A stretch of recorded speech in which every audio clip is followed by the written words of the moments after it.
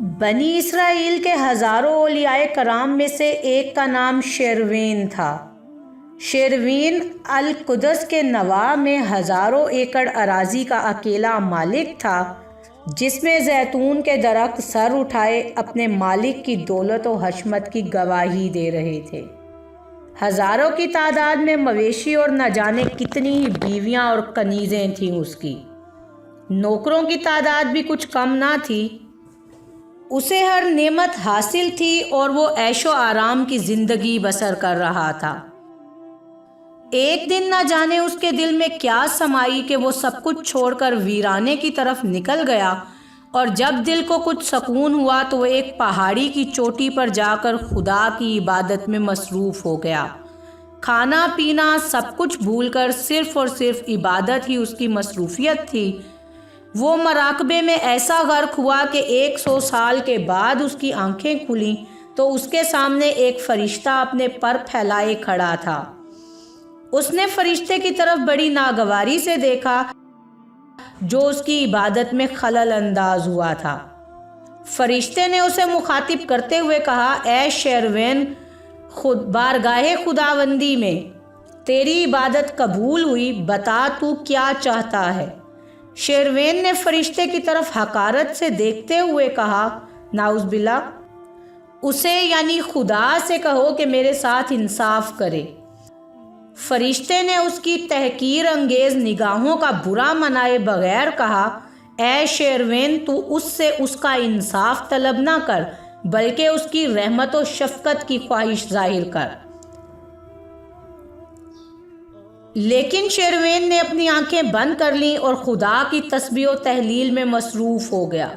فرشتے نے اس کی طرف افسوس سے دیکھا، اپنے پر پھڑ پھڑائے اور آسمان کی طرف پرواز کر گیا۔ شروین نے مزید 100 سال عبادت میں گزار دیے، دنیا و ما فیہا سے بے خبر۔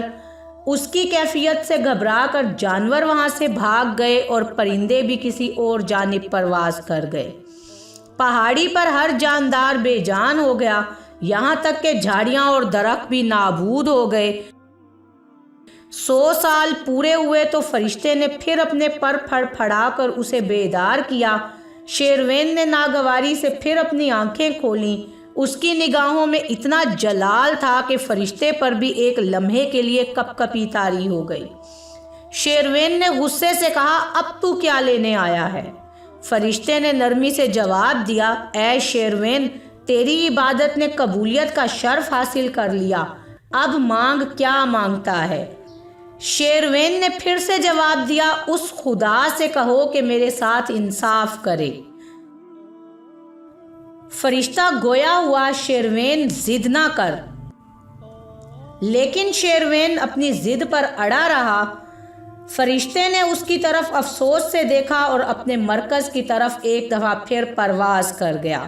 شروین پھر اس پہاڑ کی چوٹی پر عبادت میں مشغول رہا۔ اسے صدیاں گزر گئیں، کسی جاندار کی آواز سنے ہوئے۔ پہاڑی تو ویسے بھی پرندوں اور درندوں سے محروم ہو چکی تھی۔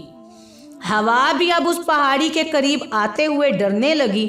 وہ پہاڑی سے دور دور ہی رہتی۔ اپنے اہل و عیال اور مال و منال کو تو وہ 2 صدیاں قبل ہی بھول چکا تھا۔ اب ترک خواہشات کی ایسی بلندیوں پر تھا کہ آسمانوں پر عبادت میں مصروف فرشتے بھی اس کا احترام کرنے لگے، لیکن اس کے قریب آنے سے گریزاں رہے۔ اس کیفیت میں مزید 100 سال گزر گئے تو فرشتہ پھر نازل ہوا۔ اس نے زور سے اپنے پر پھڑ پھڑائے تو شروین کو غصہ آیا، لیکن اس کے کچھ بولنے سے پیشتر ہی فرشتے نے نہایت احترام سے کہا، اے اللہ کے دوست، خدا تجھ سے بے پناہ خوش ہے۔ اس نے فرمایا ہے کہ تو جو مانگے گا ملے گا۔ خدا کے برگزیدہ پیغمبر حضرت سلیمان علیہ السلام کا انتقال ہو گیا ہے۔ تجھے ان کی بادشاہت ان کی تمام ملکیتوں سمیت دی جا سکتی ہے۔ تیرے بیوی بچے دوبارہ زندہ کیے جا سکتے ہیں اور تیرے باغات بھی سرسبز و شاداب کیے جا سکتے ہیں۔ تو جس چیز کی خواہش کرے گا وہ تجھے ضرور ملے گی۔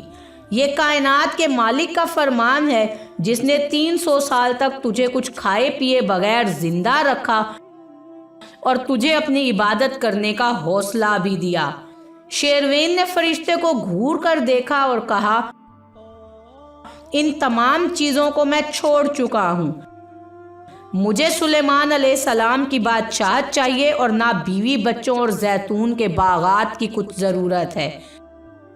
اس سے کہے میرے ساتھ انصاف کرے۔ فرشتے نے اس کی طرف دکھ بھری نگاہوں سے دیکھا اور کہا، اللہ وعدہ کر چکا ہے تو جس چیز کی خواہش کرے گا وہ تجھے ضرور ملے گی۔ تو 300 سال سے اپنی ضد پر اڑا ہے، تجھے عبادت نے احمق بنا دیا ہے، لیکن میں نے تجھے بارہا کہا کہ تو انصاف نہ مانگ بلکہ اس کی رحمت اور شفقت کو مانگ۔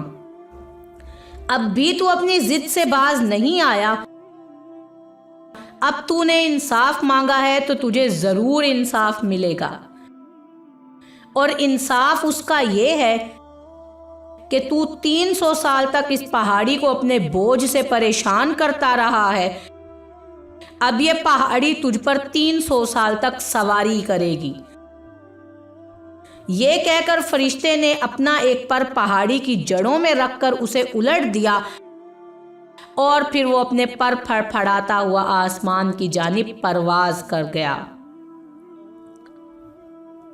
اللہ تعالیٰ کی ہر بات میں کوئی نہ کوئی حکمت پوشیدہ ہے۔ بے شک انسان کبھی بھی اللہ سے انصاف نہیں بلکہ اس کی رحمت و شفقت کا ہی سائل ہونا چاہیے، کیونکہ اللہ بے نیاز ہے۔ اگر وہ ہمیں اپنی عبادت کرنے کا موقع دے رہا ہے یا ہمیں اتنی توفیق دے رہا ہے کہ ہم اس کی عبادت کریں، تو اس کا مطلب یہ ہرگز نہیں کہ ہم اپنی اس عبادت پر مغرور ہوں، اور مغرور ہونے کی سزا، تکبر کی سزا تو شیطان سے بڑھ کر ہمارے سامنے اس کی کوئی مثال نہیں۔ اللہ تعالی ہم سب کو اپنا عاجز اور فرما بردار بنائے، آمین۔